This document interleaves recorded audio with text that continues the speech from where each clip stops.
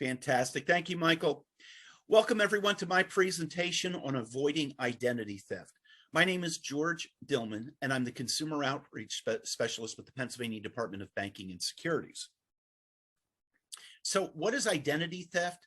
Identity theft occurs when someone uses your personal information, like your name, social security number, credit card number, even your cell phone number, without your permission to commit fraud or other crimes. According to a CNBC report, identity fraud cost Americans a total of about $56 billion last year, with about 49 million consumers falling victim. And we just can see this to continue rising. So we have to be more and more careful. This is what we're going to be talking about today. What is identity theft and how it happens, how to protect yourself from it, and what to do when it happens, if it happens to you. So who steals identities? Unfortunately, any and all of the above. We would expect caregivers, strangers, but even people close to us, like family members, friends, roommates, co-workers, visitors to our home, usually friends coming into our home, can and do steal our identities. Something laying on the table when they walk in and they pick it up and they can use it to steal it. So we have to be careful. We have to be, unfortunately, we have to be wary about everyone around us, even sometimes the people closest to us. So how does it happen? How about theft of a wallet or purse?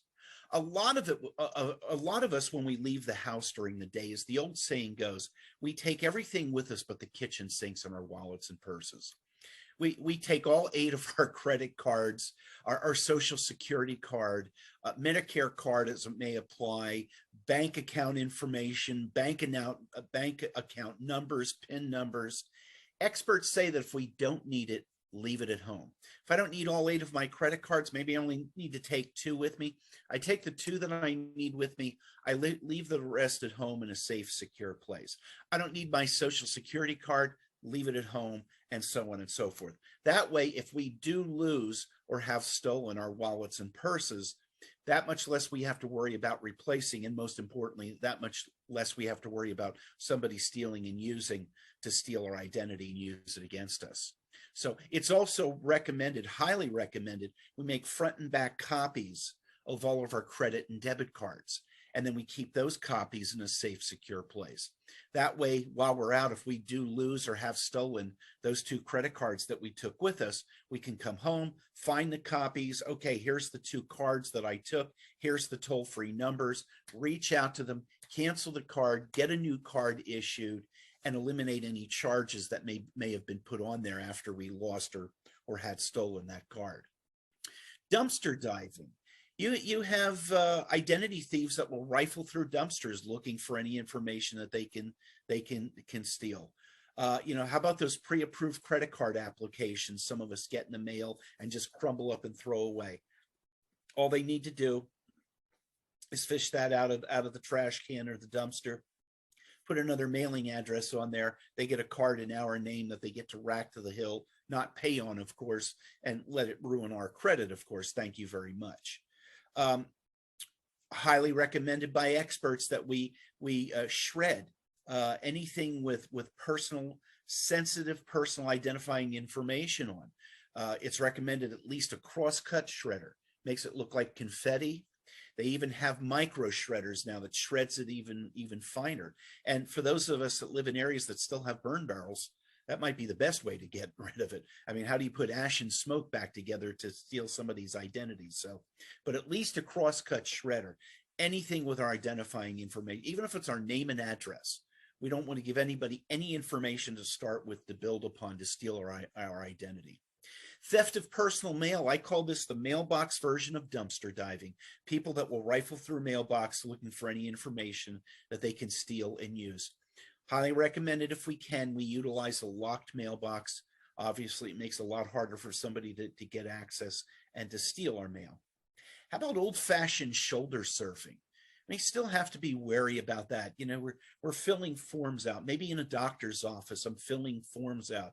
Somebody looking over our shoulder. Maybe somebody's pretending to be on their phone and they're snapping pictures of the information that you're writing in. So we got to be careful there too. How else can it happen? sharing information. You may get a phone call or an email from a supposed trusted source. How do we really know that's the trusted source or a trusted source? We want to be very careful. Here's an example that I always use. I get a phone call at home. Hello, Mr. Dillman. This is Susie at your local bank. The bank is updating its records, and we're reaching out to all of our customers, asking them to confirm their information for us. Do you have a few minutes to do that with me? Oh, that's great. Thanks. How's the weather today? Isn't the weather nice? Oh yeah, beautiful day out today. Yeah, this won't take long. I just need to confirm, your information with that we have on record. Can I confirm your name? And I give her my name. Can I confirm your address, your telephone number, your social security number, your date of birth, your bank account number? How do I really know this woman is calling from my local bank? She says she is, but how do I really know? Maybe what we can do is, tell Susie when she calls, hey, Susie, let me give you a call back. And then what you do is you call back your local bank or whatever the trusted source is with a verified number, probably in this scenario to confirm that that wasn't a phone call from your local bank. Same thing with an email. I could get an email from Susie, or maybe even in some cases text messages. But maybe I get an email from Susie asking for the same information. But in this case, she's asking me to go down below and hit a link and go to another page to confirm all of that information. And so again, I think it's a trusted source. I go to that page, I put all that information in, and find out at some point later it wasn't actually an email from my local bank. But George, I get emails from my local bank all the time. The bank's name, the logo, everything is there. Everything is in place. I get emails from Susie all the time. Her email address was there. In this day and age, it's very easy to copy and paste and Photoshop things and make email addresses look like they're legitimate email addresses. So we really want to be careful. Again, especially if they're asking for money from us, or personal sensitive information, we have to be very careful. We want to check it out before we do anything. Text messages, same thing. What has been popular over the last couple holiday seasons, end of year holiday seasons, is getting text messages supposedly from Amazon or supposedly from FedEx or UPS. Maybe coming up with a story. There's something was wrong with happened to your last order. We need all your information again. Please hit the link below. That'll take you to a page. Give us all your. So I do that. I give them all my information, only to find out at a later point that again it was a fake source. It wasn't a legitimate source. Again, maybe what we do is we reach out to Amazon or FedEx or wherever it said it came from to confirm whether that text message came from them or not. By the way, with the links that I mentioned in the email and in the text message, not only could we be giving away information, but by hitting that link, we may be downloading malicious software to our computing devices, maybe something that allows a scammer to come into our computer anytime they want to steal information off of it. So we really have to be careful. Data breaches. One of the, and before I get to data breaches, we want to talk a little bit about sharing information even with trusted sources. I always use this as an example when I talk about giving, watching what information we give even to a trusted source. I started with a new doctor's office a couple of years ago, and I needed to fill out a pile of paperwork like you normally do. And I don't know why they asked for it like 3 or 4 times, but 3 or 4 times in that paperwork, they wanted me to write in my social security number and date of birth. I didn't do it. So they know I didn't forget to do it. I drew lines through those sections every time I got to them. Now, in my case, I handed my paperwork back in. The woman thumbed through it. She said, okay, thank you, Mr. Dillman. She set the paperwork aside. But if she would have said something like, gee, why didn't you write in your social security number or date of birth? I might have said something like, gee, do you really need that information? I prefer not to give you that information. If you really need my social security number, can I just give you the last 4 digits? Not that I don't trust, I didn't trust my new doctor. I knew they were a trusted source. But what I do know is someone is one of the easiest places for cyber criminals to hack into and steal information are doctors' offices and hospitals. And so if their system would have been breached, that brings us to data breaches. My information would have been taken along with everyone else's. So we got to be careful, even in legitimate situations. We want to be careful with what information we give to who. Continuing, and that's coming to data breaches. Do we really know how safe and secure that the system is of the company we're giving our information to? Every so often we hear usually a big name company that had a data breach. Their system where it was hacked into, customer information or membership information, depending on the entity, was stolen. So we really have to be careful. We really have to be careful with data breaches. So be careful. One thing that we can do to guard against data breaches is checking the date down at the bottom of their website. If we're online, checking the date down at the bottom. But checking the date down at the bottom, that date tells us at the bottom, when you look at that date at the bottom of a website, that date tells you basically the last time their website was updated, probably including security to that site as well. So if there's an older date down there, there's a good chance they haven't updated that site. They haven't updated their security to that site in some time. So check that date. Also, check out a company's privacy policy. Privacy policies basically tell us what information they collect from us, how they collect it, how they store it, and most importantly, how secure they keep that information. So it might be good to review companies' privacy policy before we started giving them information, again, because of data breaches and our information being stolen and used against us that way. And then finally, skimming. What is skimming? Skimming is the illegal copying of information from the magnetic strip of a credit or debit card, popular with ATM machines and gas pumps. When we put our card in, or what happens is this scammer puts the identity thief puts a fake device over top of the card reader. So as we put our card in, maybe with an ATM machine to take some money out, or we put our card in maybe with a gas pump to get gas, not only is the company getting our information, but so is that scammer getting our information as well with that fake skimmer that they put over top of the card reader. What can we do to guard against it? One thing that's recommended is maybe if we can, utilize the same machines on a regular basis. If I use the same ATM machine on a regular basis, if I can, I know a lot of us, we drive here, we drive there, we're using gas pumps all over. But if we can, maybe try to use the same gas pump on a regular basis. That way, if there's something different, we're gonna notice it a little, if not a lot more. You use that machine on a regular basis. I use the same ATM machine, and I'm going to be a little silly, but all of a sudden I go to the ATM machine and the card reader is twice the size and it's purple. Again, I'm being a little silly, but any differences and better chance that we're going to notice it. We're going to notice it, and of course, then we don't use it.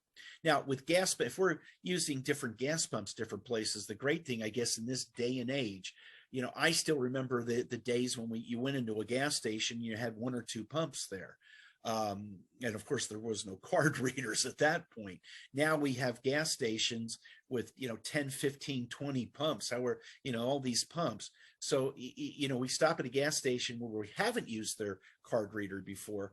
Hey, it couldn't hurt maybe to take a quick look around, gee, why is my card reader different from the other machines that I see? So that could be, a sign. Your card reader is a little different to everyone else's. What's the problem here? We don't use it. We report it inside. Something else we can do is something called the jiggle method or the wiggle method. You jiggle the card reader, and if it jiggles or if it comes off, then it's fake. And again, we don't want to use it. We want to report inside to whoever's working inside to let them know there's something wrong. There's probably a fake device, a skimming device on their machine. Finally, it's recommended, highly recommended, to use machines that are in well-lit, well-trafficked areas. I might want to use the ATM machine that's inside the bank, across from where employees are working, more people going back and forth, or the ATM machine that's right inside the convenience store, right across from where employees are working, and there's more people milling back and forth. Yeah, a lot less chance that those ATM machines are going to get fiddled with than, say, the ATM machine. We've all seen them. The standalone ATM machine that's out in the back corner of the lot, and maybe in this scenario the light is out, and the camera's broke, and there's not a lot of people back there. Yeah, I'm going to stay away from that ATM machine and use the ATM machine that's in the more well-lit, well-trafficked area. Same thing with gas pumps. Right? Maybe stick to the gas pumps that are right outside from where employees are working and there's more people milling about, and stay away from the gas pumps that are off on the side of the convenience store. How can I protect myself from identity theft? Guard your social security number and other personal sensitive information. Again, even legitimate situations, we want to be careful with who we give that information to. And why. Maybe even ask them, gee, why do you need this information? I prefer not to give it to you. Also, again, if we don't need it, leave it at home. That way, if we do lose, reference to our wallets and purses, that way, if we lose them or have them stolen, that much less that they can take and use against us. Keep personal information personal. Secure personal documents.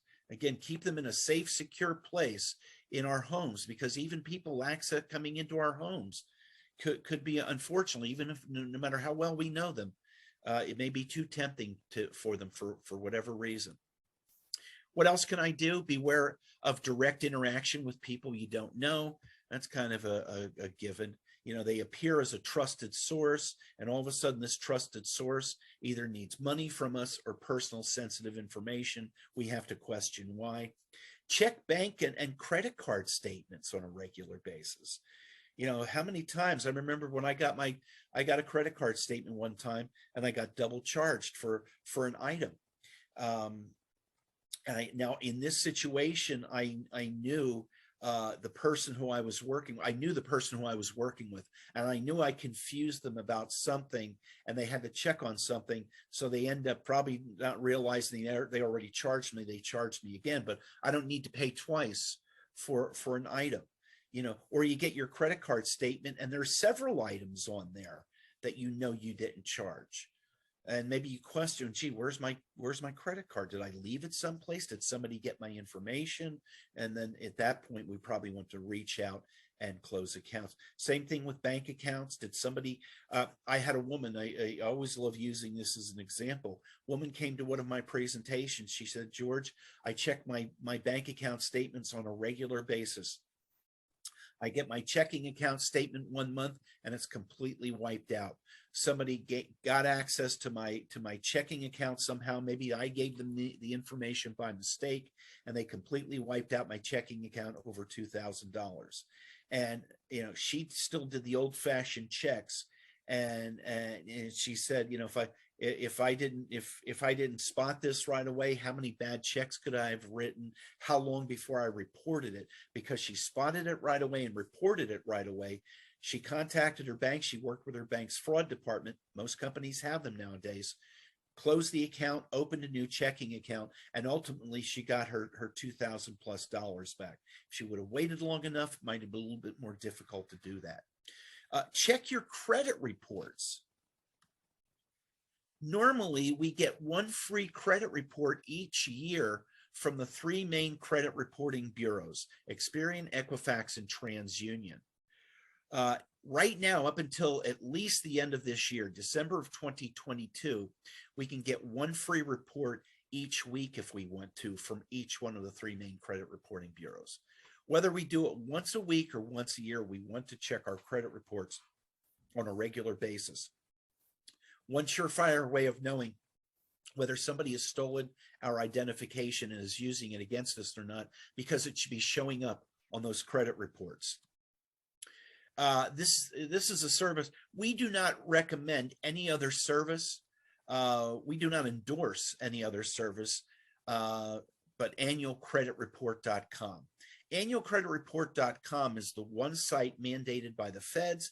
It's the one site run, overseen, if you will, by the three main credit reporting bureaus, Experian, Equifax, and TransUnion. There's others out there. There's freebies out there that we see advertised on TV all the time. Our question is, are you really getting it for free, or what are you giving up? Are you giving up information that maybe you don't really want to give up to use this free service? Whatever.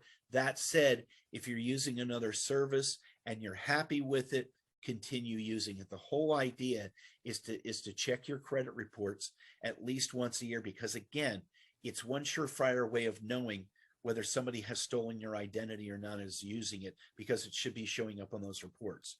So say I check my credit reports, and there's over the last 2 months, there was activity that I didn't do. There's 2 credit cards opened in my name that I know I didn't open. There was a loan taken out in my name that I know I didn't do. There was a car purchased in my name that I know I didn't purchase. All this activity, that's not mine. What do? Well, first of all, what am I looking for? And again, we're going to check each name, address, and phone number, verify existing credit limits and balances, and look for accounts that aren't ours. It's going to be very easy. When I first checked my credit report some years ago, it kind of blew me away that I remembered everything that was on that credit report from day one all the way up to the present. So if there would have been something different, something on there that I know I didn't do, it should have been very easy for me to spot that. And that's what we're doing here. So I gave you the scenario, and we have all this activity that we know isn't ours. What do? If something isn't right, contact those credit reporting bureaus, Equifax, Experian, and TransUnion.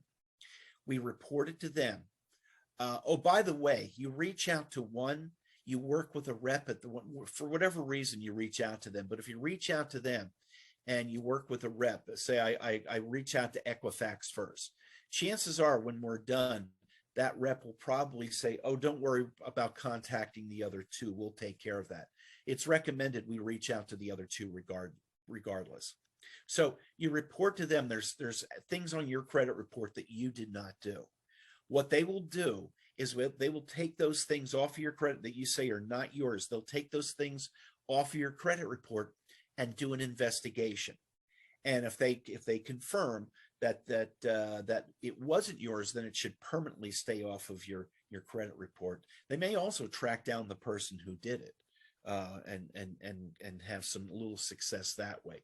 But at the very least, then they can confirm that somebody else, kind of did this and added it to your credit report, that you didn't do it, and it should permanently stay off so it doesn't hurt. And of course, we're not obligated, to pay any of those expenses. Also, through the 3 main credit reporting bureaus, we want to freeze our accounts. We do a credit freeze on all of our accounts. That way, no new activity can take place while the accounts are frozen. We can't even do anything while they're frozen, but that's okay. That's okay. Whoever had stolen our identity and is opening up credit cards, opening up other accounts, now they can't do anything anymore with those accounts frozen. It's free and it's easy to do. And again, we do that through those 3 main credit reporting bureaus. And again, to freeze your credit report, again, it's free and it's easy to do. And here's the contact information for those 3 main credit reporting bureaus: Equifax, TransUnion, and Experian. Just a reminder, freezing your credit will prevent new credit from being opened in your name. You will need to lift the freeze if you need to apply for new credit, shop for certain insurance, apply for or hire for certain jobs, or fill out a housing application. Bottom line is, we freeze our accounts. We can't do anything either. At some point, we need to lift that freeze if we need to do something that affects our credit report. But again, it's easy and it's free to do. Going back to this screen, some experts, by the way, recommend, if not highly recommend, that we keep our account, even if our accounts are okay, we keep our accounts frozen at all times unless we need to do something with them. That way, nobody can do anything with our accounts. All right, if you're a victim of identity theft, what do we do? In this scenario, we've already reached out. You want to contact all three of the credit reporting bureaus. And, so in this scenario, we've already done that. And we talked about why, right?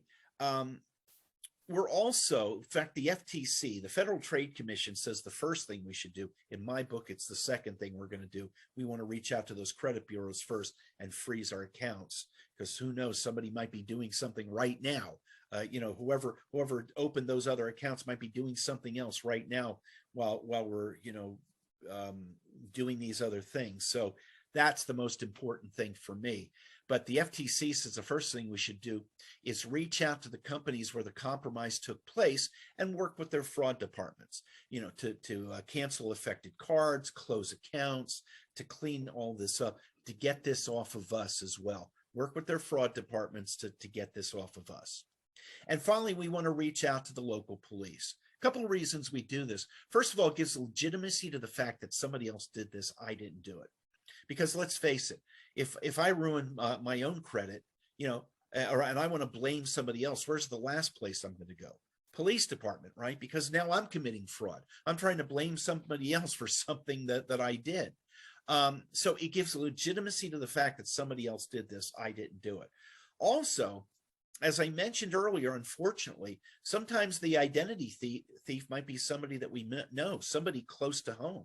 So we report it to the local police.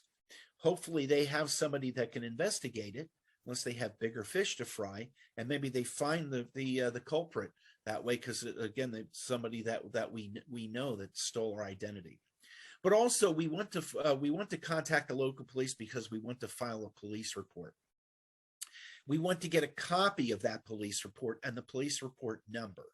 We want to keep that handy in case we need to use it, show it to somebody. Here's proof. Here's the police report. I didn't do this. Somebody else did, so on and so forth. And we want to keep that report in a safe place in case we need to refer back to it. We also want to take notes, keep a notebook, keep track of all conversations that took place, especially important points. And we want to keep those notes with the police report, again, in a safe, secure place in case we need to refer back to them. Either next week, next month, next year, that information is available. We want to report it to the Pennsylvania Attorney General's office, 800-441-2555, or we can visit their website at attorneygeneral.gov. We also want to report it to the Federal Trade Commission at 877-ID-THEFT, or we can visit their website at www.identitytheft.gov. Identitytheft.gov is, again, it's overseen by the Federal Trade Commission. It is part of the Federal Trade Commission. In fact, we can go to ftc.gov, which is the Federal Trade Commission's website, and link to identitytheft.gov if we need to. But identitytheft.gov is a complete walkthrough process for reporting identity theft and to start a recovery plan for it. Basically tells us what we need to do, how we need to do it, who we need to contact, how we need to contact them. If we need to write a letter, they'll tell us we need to write a letter. They'll give us sample letters that we can use. It's a really good walkthrough part, like a checkoff sheet for everything that we need to do for reporting identity theft and to start that recovery process. And as we're doing that, that's creating another report that we want to get a copy of. And we want to keep that report in a safe, secure place, handy, along with the police report and our notes in case we need to refer back to it. Also, with the identitytheft.gov report, we want to make sure that those three credit bureaus are aware that we have that report. That, from what I've read, that report alone should keep everything that we said was not ours permanently off of our credit reports. So again, www.identitytheft.gov. All right, opt-out is a service that you can utilize to opt out of pre-approved credit card offers and insurance offers. Their website is www.optoutprescreen.com, toll-free number 888-567-8688. So at the very least, we opt out of these pre-approved offers. It gives us that much less junk mail that we have to shred, before we get rid of. course, worst case scenario, that much less we have to worry about, being used against us to steal our identity, open credit cards in our name, and so on and so forth. Optoutprescreen.com. Now, what it doesn't do is it doesn't opt you out of pre-approved offers from companies that we're already working with. If I already have a relationship, say with Bank of America, I'm going to continue to get pre-approved offers from them. But companies that we don't have a relationship with, it should stop them. All right, if you're not on the Pennsylvania and nationwide do not call list, recommended to get on that list.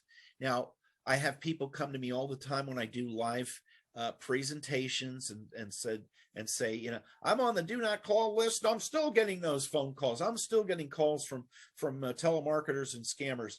Here's the thing with the do not call list. Either one, by the way. First of all, it's not going to stop the people who we'd like to stop calling us, the scammers, right? What do they care? They're already doing something illegal. What do they care for? We're on the do not call list. They're going to call regardless. At least most of them will. It might curtail some of them. For whatever reason, it doesn't stop calls coming in from overseas. Maybe one of the reasons why we get, some of us get a number of calls coming in from overseas. And of course, within our own borders, there are people that are going to find ways around this. What we have found out, and again, talking to people at live events, what I have found out is it doesn't eliminate these calls that we get, but it does cut down on the number of calls that we get. So it's still highly recommended to get on one or probably both of the do not call lists. All right, 6 steps to protecting yourself. Let's do this. Check what is in your wallet. Again, if we don't need it, leave it at home in a safe, secure place. We should be utilizing a shredder. We should be utilizing at least a crosscut, if not a micro shredder. Shreds it even finer. And again, up in that part of the state, if you can still use burn barrels, it's probably the best way to get rid of it. Again, as I mentioned earlier, how do you put ash and smoke back together? And get copies of your credit reports. Also, opt out of solicitations. Register with the do not call registries. Verify everything before using links, opening attachments, or downloading applications. We talked about links. We have to be careful with hitting these links, going to other pages, going to other sites, because without knowing it, we could hit that link if it's from a source that isn't trusted, an unsafe source. We could be releasing and downloading some type of nasty software to our computer that we don't want to download. Same thing with opening attachments or downloading applications. I get an email from my buddy Joe. Hey George, how you doing? Hey, I wrote a letter to the electric company, and the attached letter. I wrote this letter to the electric company. Would you mind opening up the attached Word document, the letter itself, taking a look at it, making sure I everything is spelled right and everything looks good before I go ahead and send it. So I want to help my buddy Joe out. I open up the attached letter, I review it for him, not knowing that somebody hacked into my buddy Joe's email contact list, hijacked his entire email contact list, and everybody on that list got this letter with that attachment. And without knowing it, by opening up that attachment, we're downloading something nasty to our computer. So we got to be careful. Got to be careful. Maybe just like with the email that I get from the bank asking me for updated information, maybe I give Joe a phone call and confirm whether Joe actually sent me this email or not with this attachment. Downloading applications, the same thing. Now, trusted sources, like the big box retailers, I should be okay downloading their applications. But sources we're not sure about, we want to be very careful downloading these third-party applications. Experts say that more than 1/3 of third-party applications have malicious software attached to them. So we have to be careful before doing that. Make sure it's a trusted source before we download somebody's app to our computing device. All right, have a complaint? You can call 800-PA-BANKS or visit our website at www.dobbs.pa.gov to see if we can help. Our agency, the Pennsylvania Department of Banking and Securities, we regulate those industries in the Commonwealth. If anyone ever has a question, a problem, an issue as it relates to that, they can reach out to us. We have an in-house staff that will take phone calls Monday through Friday from 8 to 5, normal business hours. You call during those days and times, you should get a live voice answering the phone. If you don't get a live voice answering the phone, you leave a message and somebody will get back to you within 24 business hours. Our staff will be happy to answer your questions. The call is free, and so are our services. And by the way, if you call us, again, with a question, a problem, an issue, a complaint, and it's not ours to handle, our staff will make sure to point you in the right direction. All right, other resources. In Pennsylvania, we've already talked about our agency, Pennsylvania Department of Banking and Securities, 800 PA Banks, or 800-722-2657. Also, visit our website, www.dobbs.pa.gov. You can reach out to us through our website or check out our site. We have a lot of good information for consumers, information related to things that we regulate, to the entities that we regulate in the Commonwealth. Basically, what I like to call anything related to, to savings, investings, and protecting what you save and invest. Pennsylvania Attorney General's Office, we talked about them. Their toll-free number is 800-441-2555. As I mentioned, if you do have your identity stolen, reach out to them, make them aware of it. Now, what I understand is that the Attorney General's Office cannot investigate everything that comes into them.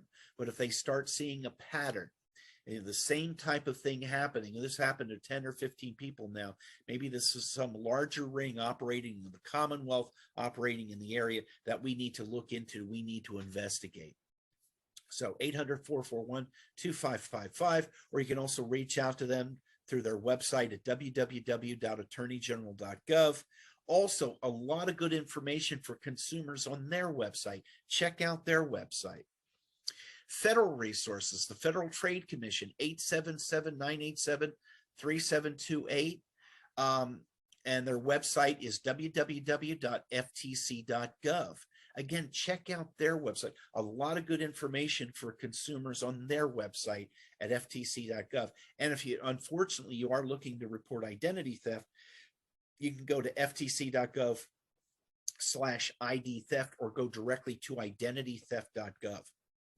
And finally, the U.S. Postal Inspection Service at 877-876-2455, or their website is www.uspis.gov.